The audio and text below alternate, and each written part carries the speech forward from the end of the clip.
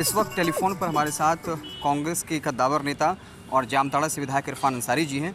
इनका नाम जो है वो मंत्री के तौर पर आलमगीर आलम का जो मंत्रालय था उसके बारे में कहा जा रहा है कि उसका जो ज़िम्मा है वो इरफान अंसारी जी को मिल सकता है।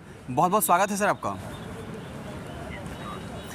सर ये जो है अभी खबरें चल रही हैं कि आपका नाम जो है आलमगीर आलम के पास जो मंत्रालय था वो मंत्रालय सर आपको जो है वो मिल सकता है। क्या आप खुद को सर प्रबल दावेदार आप मानते हैं? हमारा नेतृत्व करता पार्टी आलाकमान होती है और हम एक पार्टी के वर्कर हैं, पार्टी के सिपाही हैं और आलाकमान को तय करना है। आलाकमान जो भी जवाब दे देगी। आलाकमान ने बहुत कुछ दिया है, जो कुछ आलाकमान देगी उसको हम मानेंगे और क्या। लेकिन गोड्डा से सर जब प्रदीप यादव जी को टिकट मिला, उसके पहले दीपिका सिंह पांडे जी को, तो फिर आप थोड़ा बगावती सुर आपने अपनाया था सर। आपने कहा कि हमारे पिताजी फुरकान अंसारी को मिलना चाहिए था, तो आप तो सर बगावत कर ही देते हैं। सच्चाई ये है कि हम लोग जनरल सीट पे हम लोग नहीं जीत पाए और गोड्डा लोकसभा सीट हम लोग जीत जाते। अब हमारी वो ये कहिए कि अब तो जो हो गया उसको जाना नहीं चाहता, लेकिन टिकट अगर सही से बढ़ता फुरकान साहब लड़ते तो प्रतिक्रिया विपरीत होती, अनुकूल होता और हम लोग निशिकांत को हरा देते। प्रदीप जी ने अच्छा फाइट किया, हम लोगों ने पूरा सहयोग किया, पूरा मदद किया और हमारे बूथ से आप देख लीजिए सबसे ज्यादा लीड जहाँ हमारा मधुपुर में जहाँ मेरा। हाँ सर, मेरा सवाल अगला सवाल यही था सर कि सोशल मीडिया पर आए और आपने जिक्र किया कि 46,000 मतों से जामताड़ा से आपने लीड करवाया। हाँ, तो मतलब क्या आप ये आलाकमान को बताना चाहते हैं कि देखिए हम मजबूत हैं, हमने अपने विधानसभा से इतने वोटों को लीड कराया। और सर एक बात और इसमें जोड़ देंगे, आप ये बार बार आप हालांकि कहते हैं आलाकमान जो फैसला लेगा मुझे मंजूर है, लेकिन फिर आप एक बात ये जोड़ देते हैं चूँकि ये अल्पसंख्यक कोटे का मंत्रालय है इसलिए किसी अल्पसंख्यक को ही मिलना चाहिए, क्योंकि इसमें दीपिका सिंह पांडे जी का भी नाम आगे चल रहा है। देखिए ऐसी बात नहीं है, दीपिका पांडे सिंह काफी अनुभवी है, अगर वो मंत्री बनती है तो बन जाए, हमें कोई दिक्कत नहीं है। लेकिन आप तो बता रहे हैं सर कि अल्पसंख्यक है तो क्या अल्पसंख्यक को ही मिलना चाहिए, इस पर आपकी राय क्या है सर? मेरी बात सुनिए, पार्टी में ऐसा थोड़ी होता है, अगर अल्पसंख्यक सीट होता तो एक सीट मिलता कि नहीं मिलता हम लोग को गोड्डा। 14 लोकसभा सीट में मान लीजिए जिनकी आबादी नहीं है, राजपूत की आबादी 1% है उनको मिल गया, ब्राह्मणों की आबादी 0.5% है उनको मिल गया, अन्य लोगों को मिल गया, 60 तो हम लोग ही गए, तो हमको मैनेज हो जाए तो बहुत बड़ी बात है। ये कोई राजनीतिक में तो माइनस प्लस चलता रहता है, कोई इशू नहीं।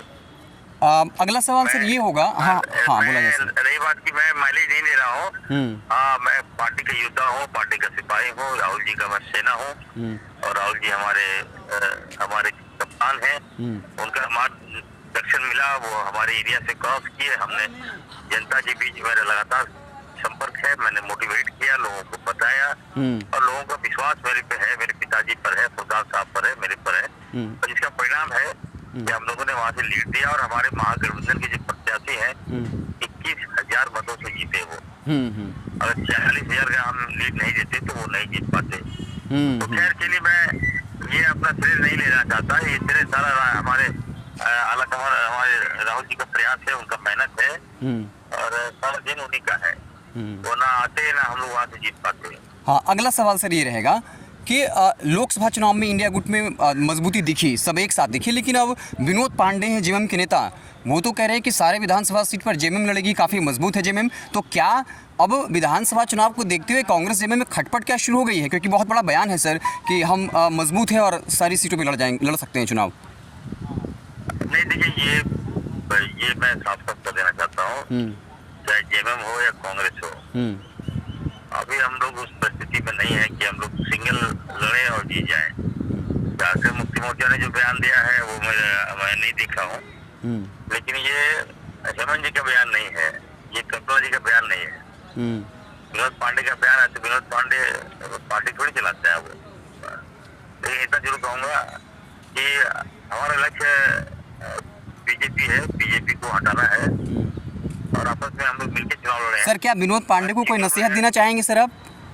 नहीं, नसीहत क्या, वो प्रवक्ता है, तो वो जो बातें बोलते हैं उतना हम लोग गंभीर नहीं लेते, क्योंकि आला कमान लेकिन प्रवक्ता का बयान तो आधिकारिक होता है ना, प्रवक्ताओं को इसलिए रखा जाता है कि वो पार्टी के पक्षों को रखे। तो कल्पना सोरेन सीधे नहीं कह रही हूँ, हेमंत सोरेन ना कह रहे हो, कहलवा रहे हो। तो ये नहीं देखिए ना, अभी हमारे हेमंत जी को निकाला हम लोग का मेन मुद्दा है, हेमंत जी जेल में है। और बिना देखिए ऐसा कोई बता नहीं सकता है कि हम लोग एक दूसरे के पूरक नहीं है। हम लोगों ने वोट दिया, कांग्रेस का वोट है, जेएम का वोट है, तभी हम लोग जीत गए। तो सिंगल लड़ते तो भाजपा क्लीन स्वीप कर जाती। तो इस परिप्रेक्ष्य में उन्होंने बयान दिया, वो बड़े नेता है, वो प्रवक्ता है। तो हमारे भी कांग्रेस के प्रवक्ता से आप बात कीजिएगा, मैं तो प्रवक्ता नहीं हूँ, मैं तो अपना व्यू दे रहा हूँ आपको। कि अभी एक जल्दीबाजी है, चुनाव जब आएगा विधानसभा चुनाव तब देखा जाएगा। इस बयान का कोई मायने नहीं रखता अभी। सर आप बोल रहे हैं बयान मायने नहीं रखता, लेकिन आपने भी एक बयान दिया, आप तो बाबूलाल मरांडी के जो भाजपा के प्रदेश अध्यक्ष हैं उनकी आप घर वापसी करा रहे हैं। आप बोल रहे हैं कि हम उनको महागठबंधन में लेके चले आएंगे। तो देखिए मैंने इसलिए कहा कि बाबूलाल मरांडी जी पहले जेबीएम में थे, वो सेक्युलर थे और उनसे मेरा गहरा लगाव है, मैं उनको जानता हूँ अच्छी तरह से। भाजपा में गए, उनको भाजपा ने अध्यक्ष बनाया है। तो अध्यक्ष बनाया है तो आप देखिए परफॉर्मेंस से देखिएगा, आपका परफॉर्मेंस सही नहीं रहा। आप 5 जगह आप हार गए, आप ट्राइबल क्षेत्र में आप हार गए, आदिवासी क्षेत्र में आप हार गए, आदिवासियों ने उनको नकार दिया। तो निश्चित तौर पर मैं कहूँगा कि आज भी वो तो कह रहे हैं, इरफान अंसारी जी आपको रोकेंगे, वो बोल रहे हैं कि हारने की एक बड़ी वजह ये है कि आप लोगों ने एक भ्रम फैला दिया, गुमराह किया लोगों को कि अगर एनडीए सरकार में आई तो आरक्षण खत्म हो जाएगा, संविधान खतरे में आ जाएगा।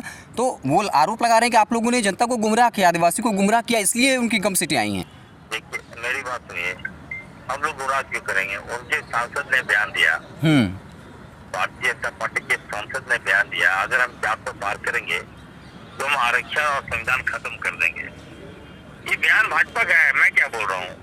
अगर आप मैं गलत बोल रहा हूँ तो आप मुझे चुनौती दें, जो भी आप खामियाजा देंगे मैं भुगतने को तैयार हूँ। और ये तो साजिश था, वो तो राहुल जी आए, मजबूती के साथ आए, लोगों ने उनकी बात पे विश्वास किया, इसलिए भाजपा को हमने रोक दिया और भाजपा जीती नहीं, भाजपा हार गई है, याद रखिएगा। भले ही प्रधानमंत्री उनके हो, लेकिन उनकी मॉरली उनकी हार हुई है, जनता ने उनको नकार दिया है। जब एक देश का प्रधानमंत्री अगर बात मानिए कि पीछे चले, 4 राउंड तक पीछे चले, 1 लाख वोटों से वो अगर चुनाव जीते, तो आप समझ सकते हैं कि प्रधानमंत्री का क्या हासिल हुआ है इस देश में। बहुत मजबूत बोलते थे आप जो प्रधानमंत्री है, 400 पार कर लेंगे, यहाँ तो हमको 250 पार करने में दम खुल गया, सीना सिकुड़ गया, किडनी फेल हो गया इनका। तो हम ये कह सकते हैं कि हम लोग अच्छा कर रहे हैं और आने वाले दिनों में हम लोग काफी अच्छा करेंगे।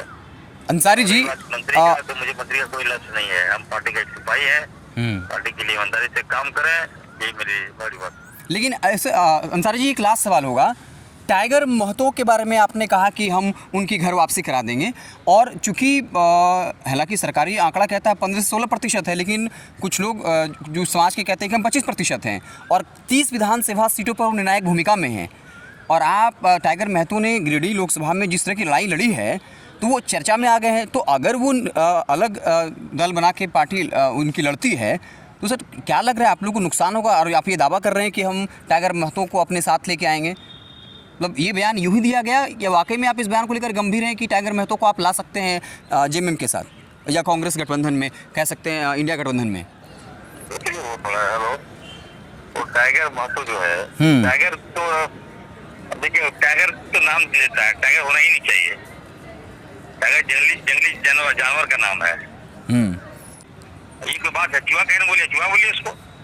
अच्छा तो अच्छा इरफान जी हाँ जी ठीक है, अच्छा किए हो हाँ हेलो हाँ इरफान जी वो ठीक है, अच्छा किए, मेरी शुभकामनाएं उनके साथ है, आप अच्छा करें, हम लोग साथ हैं। तो जनाब से कोई लड़ाई नहीं है, मैंने उनको कहा कि अब यूथ है, हम भी यूथ है। लेकिन खटास सर दिख रही है, मतलब मुझे मैंने ऐसे ही कहा टाइगर, लेकिन मतलब टाइगर महतो को लेकर नाराजगी जो जयराम महतो जी हैं, माफ़ करिएगा जी, जयराम महतो जी के बारे में आपने कहा कि हम उनको साथ लेकर के आएंगे। ठीक है, हमने कहा है। हेलो हाँ कि अगर देखिए प्रदेश बात तो भाजपा के साथ है, तो हम लोग रखेंगे उनको सबके साथ।